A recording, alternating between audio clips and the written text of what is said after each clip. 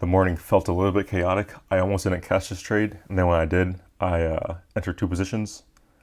All right, but as you can see, we're getting that funding pip score up a little bit, and today I made $1,300 for a 2.6 hour trade, and you can see I'm only down 1% on the account now, so if I get a win tomorrow, I'll be back in the green. So that's just how easy it is with these CFDs with the risking percentages and static drawdown. So yeah, I'm only down 572 overall. And let's get into the trade.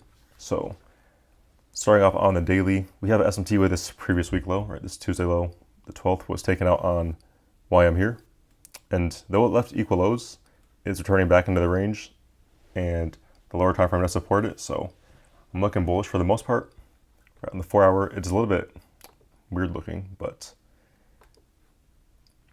right, you see we have 1800 here is the low on NQ. On YM, we take this low out, so 2200 is the low, and then 2 o'clock does not take out the 2200 low. So you can see maybe ES is in the way, but yeah, I think ES is probably not necessary for this recap. Right, if you look at the bottom, you can see the times in the day. So this 2200 low got taken out on NQ, but not YM. And it's also a strength switch PSP technically. Right, it's a bearish candle, but it doesn't sweep out the low. This is a bullish candle that gets the low swept out. But then this 2 o'clock low gets swept out on YM anyways, and NQ leaves it. So kind of just a bunch of SMT stuff, but I think for the most part, it supports expansion and a move higher. So you can see on NQ, we do have this relevant high in the 4 hour time frame. This is the previous day high, which is pretty far away. So right now, the only anticipatable move is this high, especially when you break it down to the 1 hour. Right, it's just this relevant high here. Previous day high is all the way up here somewhere. We're way above the current high of day, which is a swing point in this gap. So that's a failure to manipulate. And same thing on YM. Right, this is the same high on NQ. You see this is 1300, it's 1400 on NQ, but obviously there's no swing at this time. So using this high. Got the SMT down here, it looks a little bit cleaner. All right, it's expansion away for value gap or a block being created. So I'm looking to long this, and what I actually see at the open is I was gonna long this because, all right, look at this 15-minute gap on YM. It is the 845 low, which it's here on NQ. We have not tapped into it at all. And then we have a strength switch PSP where this 915 candle right before the open is a bearish expansion candle, and on YM it's bullish. So I'm actually looking to long that. And you can see here, I'm kind of setting it up. I'm actually just waiting for this, let's get forward too much, but I'm waiting for this 5 minute to close, which it doesn't. So I don't get in. And yeah, after that, I see we have an SMT fill with R2I actually.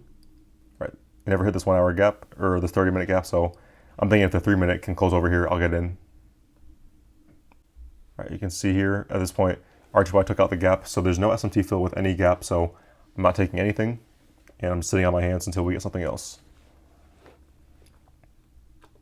So fast forward 15 minutes. Right, NQ is all the way down here. It's within this 1 hour gap actually. So on YM it's a 1 hour gap, on NQ it's not, but you only need one asset to have it. So right, NQ's taking out this low. Same thing with R2Y. Right, 8 o'clock low. They're all in the new day opening gap as well. Or this is, yeah, new day opening gap.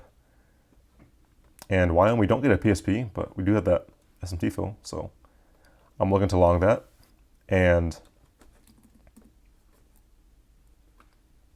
really all it comes down to is we didn't make a CSD here on the 5 minute or the 3 minute, which is what I was hoping for.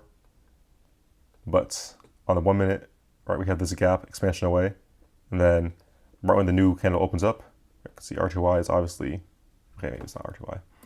It was NQ. NQ was sweeping out this previous 15-minute low, as you can see here, right? 15-minute is just the low. And I'm kind of glad that R2Y didn't, because that's what I needed to get in the trade, right? So obviously YM is reversing using this gap, and you can see we're making really small but like somewhat relevant CSD. So I'm looking at that as, that's my second asset supporting the move higher. So that is a trade. And just to recap, right, daily we have the SMT coming higher off of that. 4-hour 2-stage. Right, failing to manipulate here. 1 hour relevant highs. And with a 15-minute SMT with R2I supporting it. So that is what I take. And I'm basically setting up the trade. And let's see, you can see here, I buy it and, oh, well, fuck. Where's it at, bro? Where did it get denied at? Yeah, so you can see here, I bought it and it denied it for some reason. I don't even know why at this point. I kind of spammed it until it did work. So then for some reason I entered another position. I don't know why. I don't know what I was doing. But so now I'm in 2. I just closed that one right away. It didn't even close here. I'm not like looking at the top. I don't know if you saw it, but I tried to close this second position and it says action unsuccessful. I didn't even see it. So I'm just in probably like $1,000 of risk. And then I get that out of the way. I see this is still here, so I just close it. It's also the worst fill. So yeah, now I only have one in, and that's pretty much the trade. When we get to 900, which is already here, I'm already break even, and at that point, just let the trade run. It kind of consolidates, but it's fine. I'm not panicking, I'm break even. There's nothing that can go wrong, really. And yeah, just target for that, whatever it was. Yeah, you can see in the Master Trader platform. All right. We have these two main ones. I took this one later because I was trying to get the sound for the shorts on YouTube, but for some reason my platform isn't playing shorts, so it is what it is. But yeah, these are the two main trades. Obviously, I did the math already, but all right, it's 2.63R, so that is my trade for the day. And yeah, I mean, like I said, it was a good trade for all the criteria. The RTY lower time frame was kind of suspect, but it was showing signs of higher at least. So for my criteria there, not really any reflections. Like I said, only down 1 hour now. So going into tomorrow, I'm just gonna follow my plan like today and be patient. And yeah, I mean, and then now price is like, I don't even know what's going on. I saw my friends were like kind of talking bad about it because